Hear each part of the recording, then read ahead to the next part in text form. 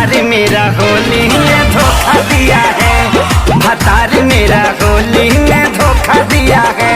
तब मैंने भी देवरा जी को मौका दिया है, तब मैंने भी देवरा जी को मौका दिया है। भतारी मेरा होली में धोखा दिया है, भतारी मेरा होली में धोखा दिया है।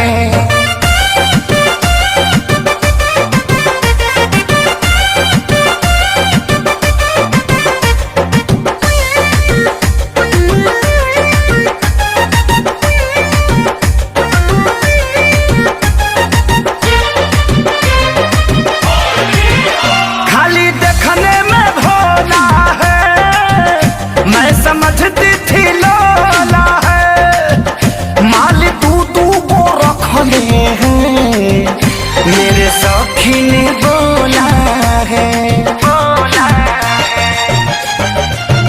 ए हो वो खाली देखने में भोला है। मैं समझती थी लोला है, माल तू को रखले हैं, मेरे सखी ने बोला मिलने जाता है मुझको पाता है, झुमका बड़ा बड़ा उसको मुझे छोटा दिया है। भतारी मेरा होली में धोखा दिया है, भतारी मेरा होली में धोखा दिया है। तब मैंने भी देवरा जी को मौका दिया है, तब मैंने भी देवरा जी को मौका दिया है। भतारी मेरा होली में धोखा दिया है, भतारी मेरा होली में धोखा दिया है।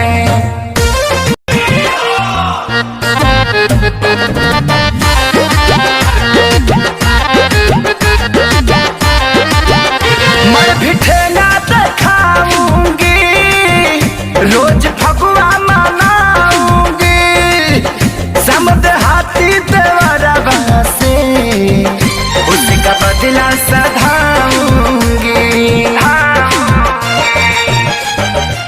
समझना मैं भी ठेला दिखाऊंगी, रोज फगुआ मनाऊंगी, समझ हाथी देवरा से उसका बदला सधाऊंगी।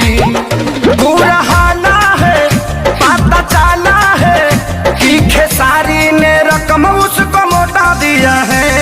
भतारी मेरा होली में धोखा दिया है, भतारी मेरा होली में धोखा दिया है।